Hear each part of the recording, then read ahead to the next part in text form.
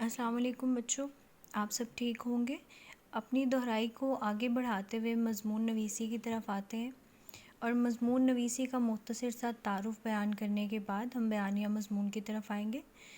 مضمون نویسی بنیادی طور پر واقعات اور مشاہدات کو مدلل انداز میں، پردلیل انداز میں پیش کرنے کو کہا جاتا ہے۔ مضمون نویسی کی بنیادی طور پر دو اقسام ہوتی ہیں، روایتی اور غیر روایتی۔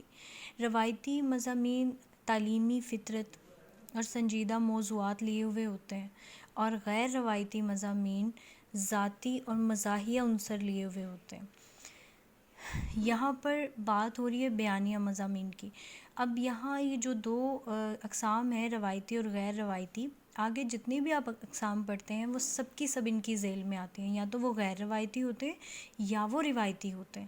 بیانیہ مضمون کے حوالے سے، چونکہ نام سے ہی ظاہر ہے کہ اس میں بیان کیا جاتا ہے، بات کو کھول کر وضاحت کے ساتھ واقعات کو بیان کیا جاتا ہے، تو بیانیہ مضمون واقعات اور مشاہدات کی داستان ہوتی ہے جو بالترتیب بیان کی جاتی ہے۔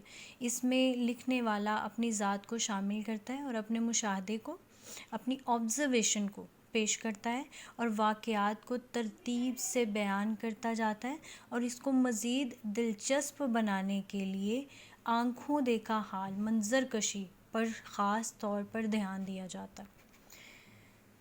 اب یہاں موضوع پر آ جاتے ہیں جو آج آپ کا بیانیہ مضمون کا موضوع ہے۔ منظر یہ ہے کہ جشن بہارا کا سماں تھا۔ جشن بہارا سمجھتے ہیں آپ بسنت کے موقع کو، بہار کے جشن کو کہا جاتا ہے، جو عمومی طور پر بسنت کی شکل میں منایا جاتا ہے۔ سماں، منظر، لوگ چھتوں پر پتنگ بازی سے لطف اندوز ہو رہے تھے۔ ایک کٹی پتنگ پکڑنے کی کوشش میں اچانک ننھے اسامہ کا پاؤں پھسلا، اور یہیں تک یہ منظر ہے۔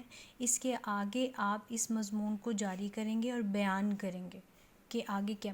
آپ کو کچھ اشارے دیے جائیں گے، آپ کو کچھ بنیادی نکات فراہم کیے جائیں گے جن کی مدد سے بآسانی آپ اسے مکمل کر سکتے ہیں۔ ان میں پہلا ہے بسنت کی تفریح۔ یہ منظر کشی کا پیراگراف ہے۔ آپ اس میں وہ سارا منظر بیان کریں گے جو عمومی طور پر بسنت کے موقع پر دیکھنے میں آتا ہے، کہ رنگا رنگ پتنگیں دیکھتے ہیں، اور کیا کیا انتظامات ہوتے ہیں، لوگ کس قسم کی فضول خرچیاں ان میں کرتے ہیں، اور کس طرح سے اس دن کو منایا جاتا ہے، جو قطعی مذہبی اور معاشرتی طور پر بالکل ناگزیر نہیں ہے، ضروری نہیں ہے، لیکن منایا جاتا ہے۔ اب بسنت کی تفریحات سے متعلق آپ بیان کر کے، منظر کشی کر کے اس دن کے حوالے سے کہ یوں یوں ہوا، آپ یہ نہیں کہیں گے کہ یوں یوں ہوتا ہے، یہ تو آپ ساتھ ساتھ ہی بتاتے جائیں گے، لیکن آپ کی منظر کشی اس دن کے حوالے سے زیادہ اہم ہے۔ دوسرے نمبر پر لوگوں کی لاپرواہی۔ یہاں پر آپ لوگوں کے رویوں کے بارے میں بیان کریں گے کہ چونکہ وہ پہلے ہی جانتے ہیں کہ ان قسم کی چیزوں سے نقصانات پہنچنے کا خدشہ ہوتا ہے، اندیشہ ہوتا ہے، اس کے باوجود وہ احتیاط نہیں برتتے، اور کن کن لاپرواہیوں کی وجہ سے کس کس قسم کے نقصانات سے دوچار ہوا جاتا ہے، اس کے نتیجے میں ہونے والے نقصانات۔ اب آپ نے یوں ہرگز نہیں کرنا کہ آپ نے انہی 3 پیراگراف کے حوالے سے لکھ دینا ہے۔ آپ کو جو منظر دیا گیا، آپ نے وہی کہانی شروع کرنی ہے، اور اس کہانی میں جہاں جہاں ان تینوں نکات کے حوالے سے کوئی بات آتی ہے تو وہاں پر آپ اپنی رائے پیش کریں گے، لیکن ہرگز آپ یہ نہیں کہیں گے کہ میری رائے کے مطابق۔ جیسا کہ آپ اس دن کے، یہ پہلا پوائنٹ لے لیجئے کہ آپ اس دن کے حوالے سے بیان کر رہے ہیں کہ بہت دن سے جشن بہارا کے حوالے سے شور و شغب تھا، شور شرابہ تھا، اور لوگ مسلسل تیاریوں میں مصروف تھے، تو وہاں پر آپ بسنت کی تفریح والا پوائنٹ اندر شامل کر دیں گے۔